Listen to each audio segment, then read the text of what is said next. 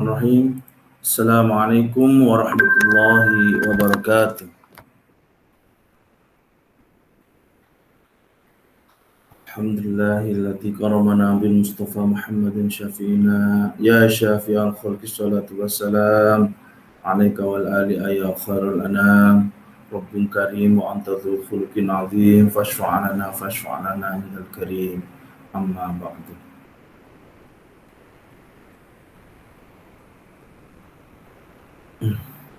Al-Hikam minggu ke-8. Bismillahirrahmanirrahim. Al-kaunu kulluhu zulmatun wa innama anarahu zuhurul haqqi fi. Segala yang ada itu sesungguhnya gelap. Adapun kelihatannya ada itu karena Allah menampakkan diri di dalamnya. Gelap berarti sama dengan tidak ada. Jika al-haqqu Allah tidak menampakkan diri ke dalam apa yang ada itu, niscaya yang ada itu tidak ada. Jadi adanya atau wujudnya segala yang wujud itu, karena Allah berada di dalamnya. Segala yang ada, apa saja, lahir batin, di dunia, di akhirat, dapat diraba dengan panca indera maupun yang tidak. Yang hadir, yang gaib, duniawi, samawi, segala-galanya. Adanya semua itu tadi karena diadakan atau diwujudkan oleh Allah. Jadi, kalau ada istilah diadakan atau diwujudkan, sesungguhnya tidak wujud. Adanya wujud karena diwujudkan. Tapi yang pokok, jangan hanya ilmiah saja, melainkan penerapan atau pengecekan dalam hati. Yaitu seperti dalam sholawat ma'rifat, hatta la nara wa la nasma'a, dan seterusnya. Melihat, mendengar, merasa, menemukan dengan kesadaran billah. Mendengar billah. Dan yang didengar suara itu ya billah. Yang mendengar billah, yang didengar billah. Pendengaran juga billah. Pokoknya segala-galanya serba billah. Ini harus dirasai, disadari, bukan hanya pengertian ilmiah atau teori saja. Begitu juga hatta la naro, melihatnya billah. Yang dilihat juga billah. Penglihatannya juga billah. Wala najida, menemukan apa saja dengan panca indera lahiriah maupun batiniah, umumnya menemukan dengan mata, dengan pendengaran, dengan perasaan, menemukan sifatnya atau perbuatannya atau zatnya, keadaannya, pokoknya umumnya, wala nuhissa, tidak merasa, wala nataharroka, tidak bergerak, wala naskuna, tidak berdiam, kecuali illa biha, melainkan senantiasa billah. Itu harus dipupuk dengan memperbanyak mujahadah dan dilatih.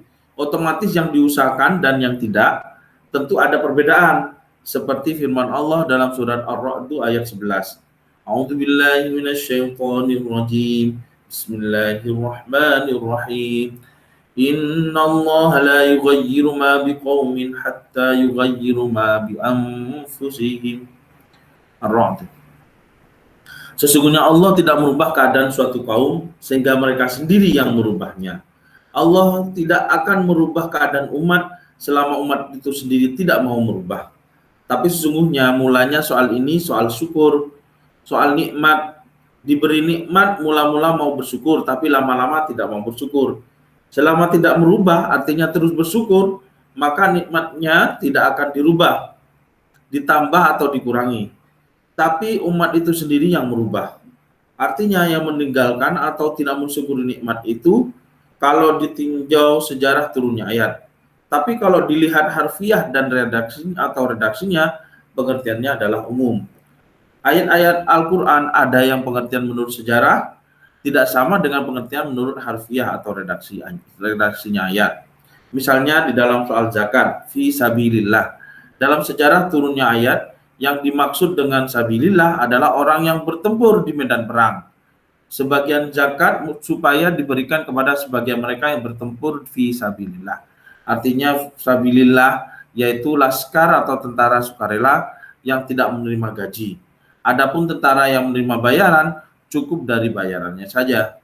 Jadi yang berhak menerima zakat dalam pengertian sabilillah yaitu sukarelawan yang menjalankan tugas perang di medan perang. Itu pengertian menurut sejarah. Akan tetapi dalam pengertian dan pelaksanaan praktek sabilillah itu umum, yaitu sabilil khairi. Segala perjuangan yang baik buat agama tentunya itu bisa dimasukkan sabilillah. Inilah antara lain timbul perbedaan pendapat di kalangan kaum muslimin sendiri. Satu pihak berpegang pada pengertian sejarah bahwa yang dimaksud fi sabilillah yaitu orang-orang yang berperang di medan perang itu yang berhak menerima sebagian dari zakat. Pihak lainnya memegang pada isi redaksi dari kalimat dalam ayat tersebut fi sabilillah adalah fi sabilil khairi. Kembali pada pengajian. Terus jadi kita harus berusaha supaya dapat merasakan seperti apa yang diuraikan di atas, yaitu bahwa memandang makhluk kelihatan kholik dalam wahidiyah senantiasa bilang hatta la nara wa la nasma wa la najida dan seterusnya tadi. Caranya berusaha antara lain memperbanyak mujahadah wahidiyah, dilatih hatinya, diingat-ingat, dan pokoknya dalam setiap gerak dan langkah lahir maupun batin selalu dilatih rasa kesadaran billah, menjauhi soal-soal yang menjauhkan atau menghapus atau menutup kesadaran hati pada billah tersebut. Saya ulangi lagi, al-kaunu kulluhu zulmah. Segala makhluk itu zulmah, gelap. Artinya gelap sama sekali tidak ada. Wa innama anarahu zuhurul haqqi fi. Adapun wujud karena al-haqqu ada di dalamnya, atau gampangnya karena diwujudkan Allah. Makhluk itu sesungguhnya tidak ada karena diadakan atau diwujudkan maka menjadi ada. Barang yang wujud tapi karena wujudnya itu diadakan berarti tidak ada. Bayi dipegang tangannya oleh orang tuanya diberdirikan. Sekalipun kelihatan bayi itu berdiri, tapi sesungguhnya tidak bisa berdiri. Kelihatan bisa berdiri itu karena diberdirikan. Kalau tidak diberdirikan, tentu ia tidak bisa berdiri. Berarti bayi itu bisa berdiri itu tidak ada. Ada tetapi diberdirikan.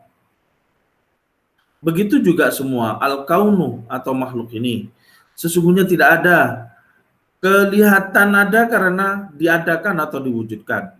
Diwujudkan oleh pencipta Tuhan. Allah Subhanahu wa taala. Bisa juga dikatakan makhluk itu adalah satu segi wujud karena diwujudkan, tapi dalam segi lain tidak wujud karena memang tidak wujud, tidak ada wujudnya karena diwujudkan. Barang diwujudkan berarti tidak wujud sendiri.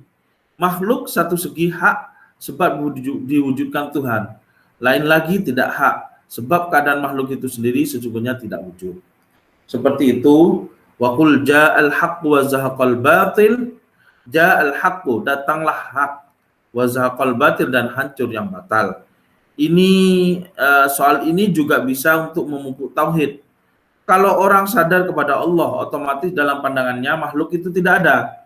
Pandangannya billah, yang ada hanya Allah. Adanya yang lain-lain itu sebab billah, sebab diadakan. Ini namanya ja'al haqqu wa zahaqal batil. Itu tadi sejarahnya.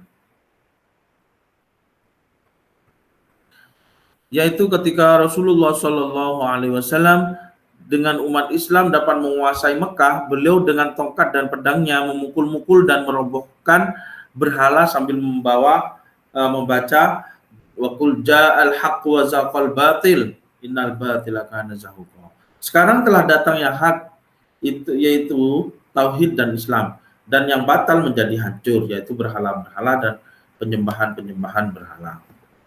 Terus jadi makhluk itu tidak wujud.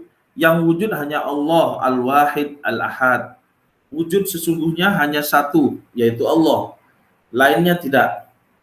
Jadi meyakini sifat Allah Al-Wahid harus satu pandangan. Wujud hanya satu, Allah.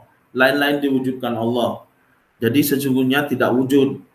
Ada perbedaan sedikit antara Al-Wahid dengan Al-Ahad, tapi sesungguhnya sama. Maha Esa, satu. Jikalau satu, tidak ada yang lain. Sifat-sifat yang dimiliki Tuhan otomatis tidak dimiliki lainnya. Sifat wujud misalnya. Sifat Allah wujud, jadi yang lain tidak memiliki sifat wujud.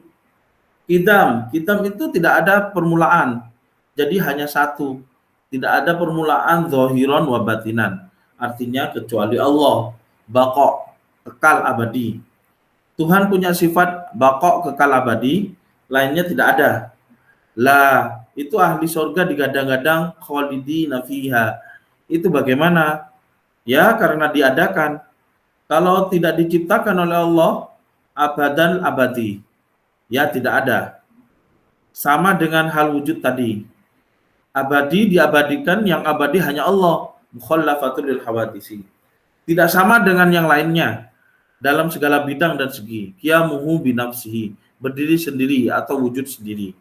Kalau makhluk billah, qiyamu bi ghairihi, adanya tergantung yang lain, yaitu Allah Subhanahu wa taala. Kudrat kuasa, yang kuasa hanya satu, Tuhan yang Maha Kuasa. Lainnya atau makhluk sama sekali tidak punya kemampuan apapun juga. Manusia atau makhluk bisa begini begitu, dimampukan bila iradah, kehendak. Begitu juga kalau Tuhan mempunyai kehendak, lainnya atau makhluk tidak punya kehendak. Nun sewu, ini teori. Sekalipun penting, tapi yang paling penting adalah praktek. Praktek dalam rasa, dalam hati. Para hadirin hadirat, mari kita masing-masing koreksi, meninjau kembali keadaan pribadi kita masing-masing. Apakah sudah penuh atau masih kosong sama sekali, atau baru sekian persen? Mari kita harus tahu kepada keadaan masing-masing. Mahal lakam ru'um arafa qadra nafsi. Kata Sayyidina Ali, orang yang mengetahui atau menyadari kepada kedudukannya atau keadaan dirinya, dia tidak akan hancur atau rusak. Kalau dia tahu keadaan dirinya kurang baik, dia tahu, tentu dia berusaha mencari keadaan yang lebih baik. Kedudukannya dirinya terutama sebagai hamba. Dalam pengajian ini tadi memakai istilah zuhurul haqqi fi, atau wujudul haqqi fi, wujudnya hak di dalam makhluk. Ada lagi istilah atau dauh lain, man arafallaha arafal haqqa fi kulli syai. Barang siapa sadar kepada Allah, dia senantiasa melihat Tuhan di segala sesuatu. Atau dalam Al-Qur'an, a'udzubillahi minasyaitonir rajim. Bismillahirrahmanirrahim. Qul inzuru madza fis samawati wal ardh. Yunus ayat 101. Katakanlah, perhatikan apa yang ada di dalam langit dan bumi. Dan di dalam bumi. Ini maksudnya ra'allaha fi kulli syai'in, melihat Allah di segala sesuatu. Sebagai contoh sebenarnya banyak. Umpamanya melihat foto. Melihat fotonya terbayang orang yang punya foto itu. Melihat fotonya kelihatan orangnya, atau melihat pakaian. Pakaian bikinan seorang penjahit. Potongan begini ini bikinan penjahit melihat pakaian tahu penjahitnya. Dengan kata lain, hati melihat si penjahit dari dalam pakaian. Soal mendengar begitu saja. Mendengar suara mobil, kelihatan mobilnya. Mendengar suara kawannya dari sebelah tembok, lantas spontan terbayang kawannya. Padahal ini hanya suaranya yang sampai padanya. Begitulah kalau orang sadar kepada Allah Subhanahu wa taala. Mestinya otomatis begitu. Melihat tembok, terbayang pencipta tembok. Mendengar, mengingat, memikir dan sebagainya. Seharusnya spontan ingat kepada Allah Subhanahu wa taala. Para hadirin hadirat, bagaimana keadaan kita? Harus ada perhatian, seharusnya harus seperti itu. Kalau belum begitu, itu namanya belum normal. Ibarat orang sakit masih ada penyakitnya, harus diobati, harus usaha penyembuhan.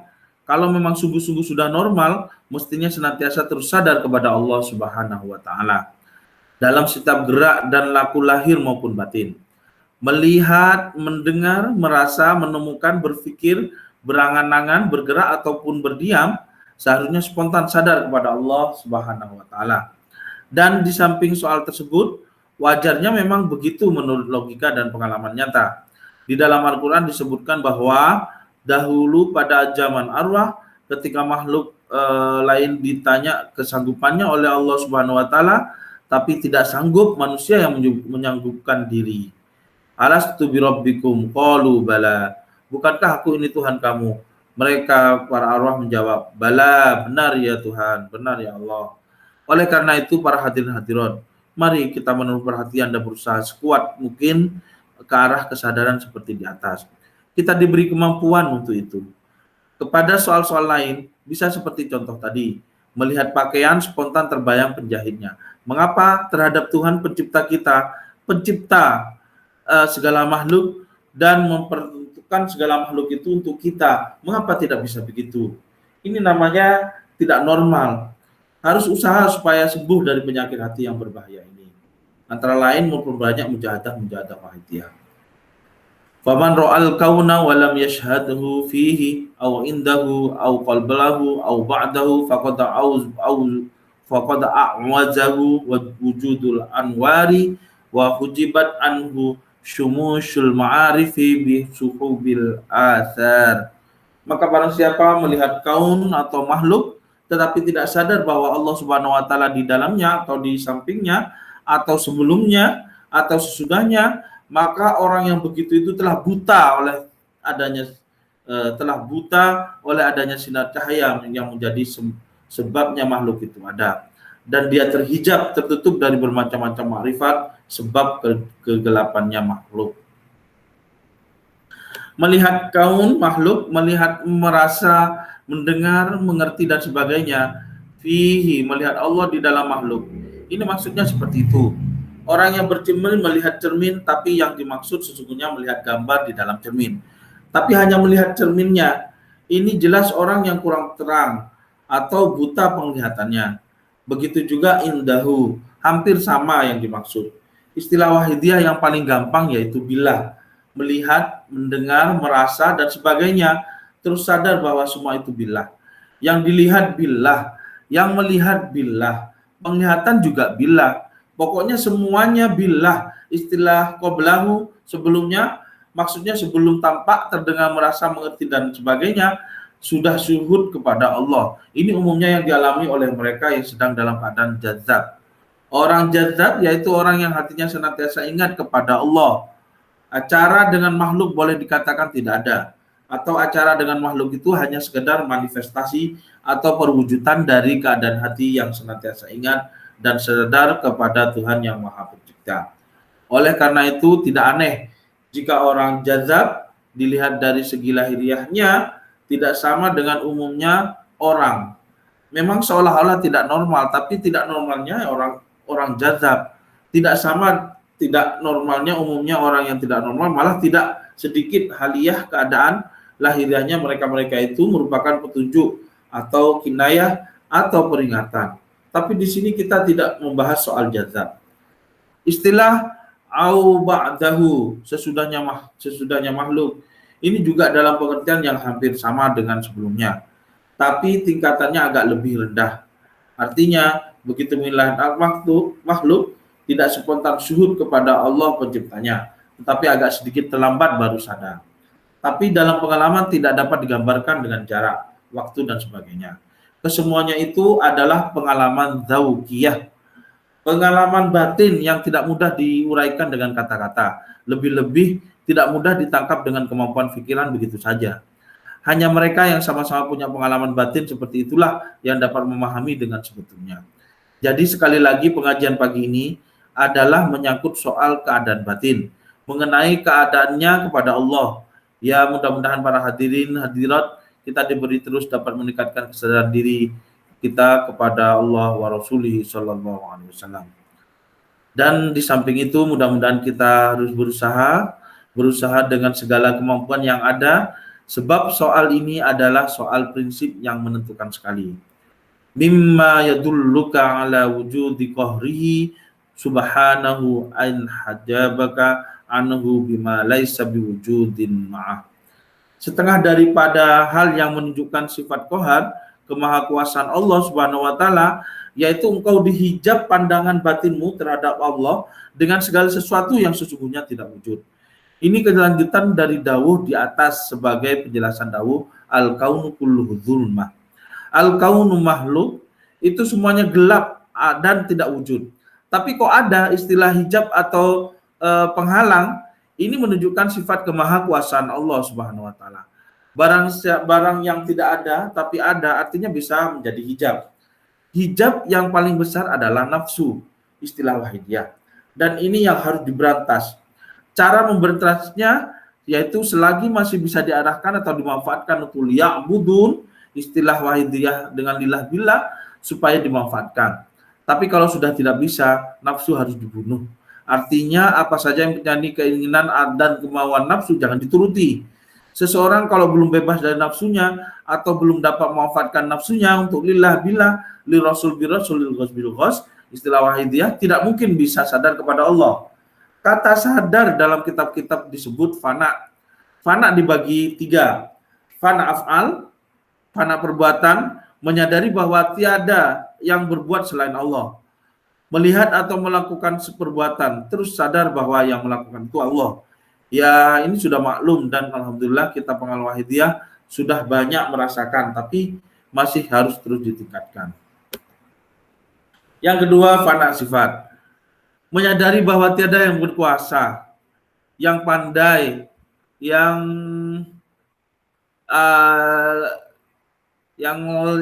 lain-lainnya banyak, pokoknya sifat-sifat Tuhan melainkan hanya Allah.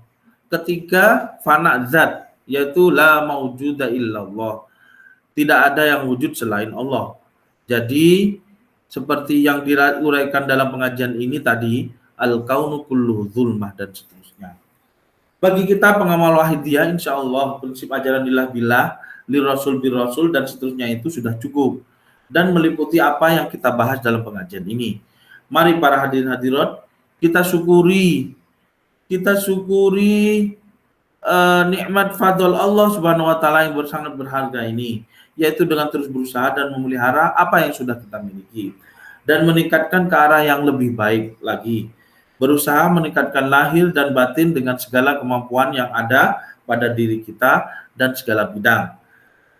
Bidang pengamalan, bidang mujahadah, bidang penyiaran dan sebagainya. Para hadirin hadirat, orang yang sadar atau istilah di sini suhud kepada Allah Subhanahu wa taala adalah kullu awqatihi lailatul qadar. Segala waktunya menjadi Lailatul Qadar baginya. Ada lagi dawuh seperti dalam buku kuliah wahidiyah, insya Allah ada. Idza khafta inayatul ilahiyah abdan sorat darratun min umrihi tuqawimul alfasana. Jika seorang hamba mendapat inayah ilahiyah, maka menjadilah sedetik dari umumnya sepadan dengan ibadah lahir 1000 tahun. Dan banyak lagi dawuh-dawuh yang antara lain sabda Sayyidina Ali karramallahu wajhah, khairun ayyamika yaumun tashhadu fihi rabbak. Sebaik-baik harimu, waktumu ialah hari atau waktu di mana engkau sadar kepada Tuhanmu. Itu dawuhnya Sayyidina Ali karramallahu wajhah. Tapi logikanya kebalikan dari itu. Syarrun ayyamika yaumul la tashhadu fihi rabbak. Sejelek-jelek harimu, waktumu ialah hari atau di mana waktu di mana engkau tidak syuhud, tidak sadar kepada Tuhanmu.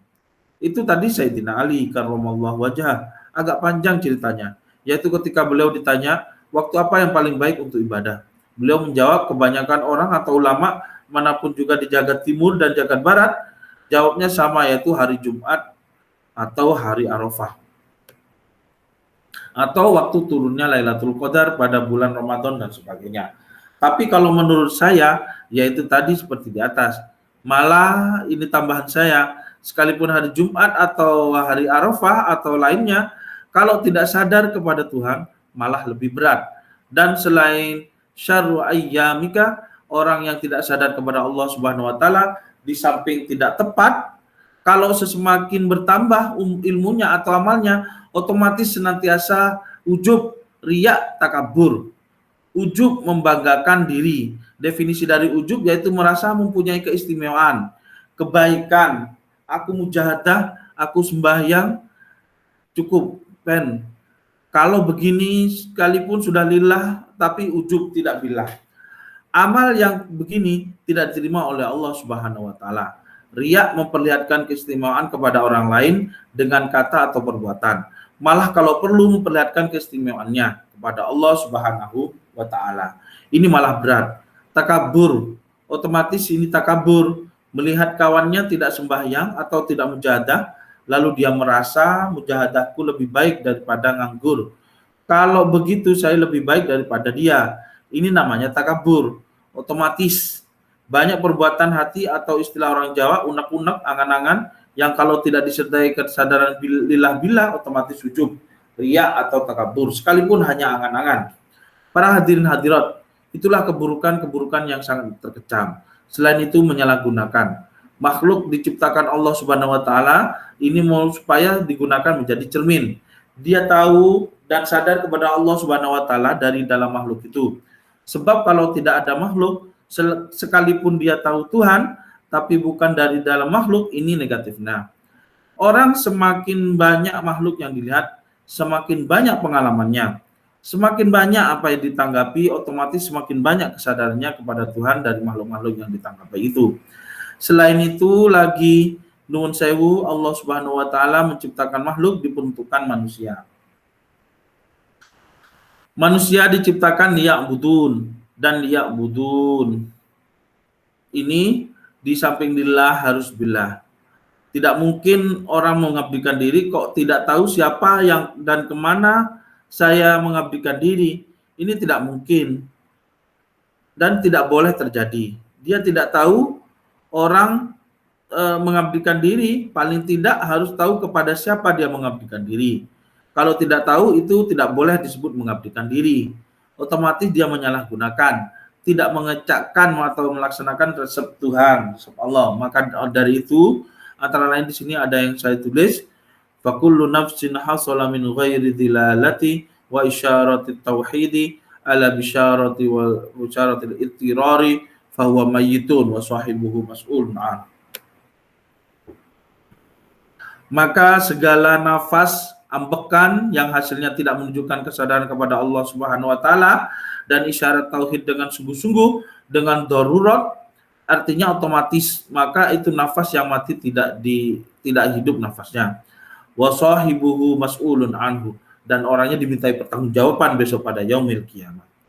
Karena nafas itu ambekan ini nikmat, maka harus disyukuri. Syukurnya ya itu tadi seperti di atas. Orang mau bersyukur tidak akan bisa apabila tidak tahu kepada yang memberi. Saya misalnya, saudara beri sesuatu, tetapi saya tidak tahu saudara siapa yang saya terima kasih. Jadi orang bersyukur itu harus tahu kepada siapa yang memberi dan harus tahu barang apa yang diberikan. Kalau tidak tahu yang memberi dan tidak tahu yang diberikan, ini tidak bisa bersyukur. Padahal saya dan saudara-saudara semua ini bernafas, punya tangan, kaki, dan sebagainya. Itu tadi hubungan billah. Satu nafas tadi tidak sadar kepada Tuhan, berarti menyalahgunakan makhluk semuanya. Satu nafas tidak sadar kepada Allah Subhanahu wa taala, berarti satu nafas itu menyalahgunakan makhluk ini semua. Di samping menyalahgunakan ambekan atau nafas itu sendiri, menyalahgunakan badannya sendiri, menyalahgunakan makhluk semuanya. Itu tadi pentingnya soal billah para hadirin hadirat. Jadi soal billah ini harus 100%, baik mengenai perbuatan yang tidak disengaja maupun yang disengaja. Ini umum, keadaan maksiat atau tidak maksiat, billah harus 100% khairihi wa syarrihi minallah. Hanya ada dua, Allah penciptanya dan makhluk yang dicipta. Otomatis ada baik dan buruk, ada putih, ada merah, dan seterusnya. Itu harus 100% billah, tauhid. Adapun bidang lillah harus ada pemisahan. Ini misalnya mengenai perbuatan yang disengaja. Fa kullu fi'lin yaf'aluhu al-'abdu bi ghairi i'tiqadi tidai ta'atan kana aw ma'siyatan fa huwa 'aisyun nafsi. Wa kullu fi'lin yaf'aluhu bi iftidai fa huwa 'adzabun nafsi. Qala Syekh Sahal At-Tustari. Setiap perbuatan yang dilakukan oleh seorang hamba tanpa didasari mengikuti tuntunan Rasulullah SAW itu menjadi makanan atau kehidupan bagi nafsu, dan setiap perbuatan yang dilakukannya dengan dasar mengikuti tuntunan Rasulullah SAW itu menjadi siksaan bagi nafsu. Ini kata Sahal Astustari, segala perbuatan yang diperbuat oleh seorang hamba tanpa mengikuti lillah, di Rasul, baik itu taat, baik itu maksiat, katanya lah maksiat ini kok boleh ini, mungkin ini maksudnya maksiat yang darurat. Sering saya sebutkan, di samping kita maklum, misalnya ada dua macam lubang bahaya, dia mau tidak mau akan terjerumus ke dalam salah satu jurang bahaya tadi, atau dua macam kerugian. Salah satu dari dua macam kerugian pasti akan terjadi. Lah, ini harus memilih kerugian jurang bahaya yang lebih ringan.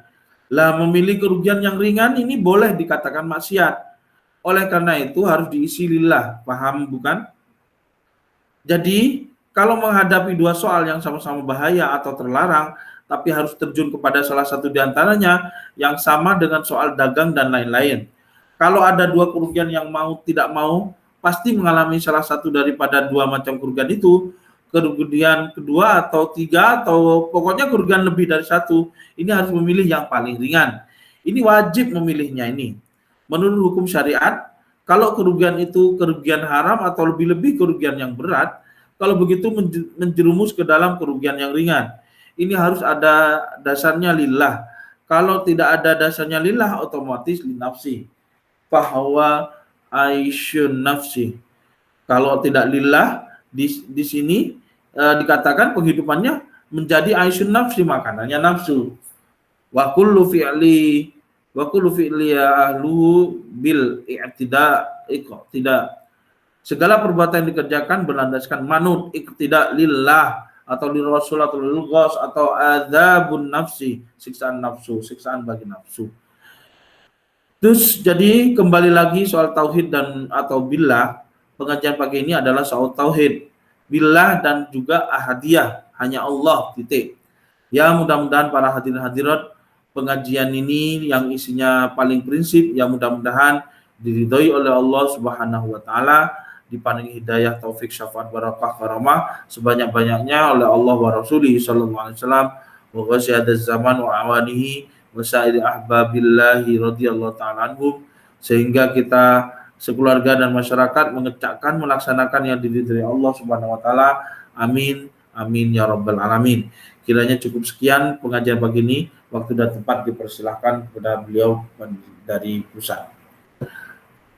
Baik, terima kasih. Mudah-mudahan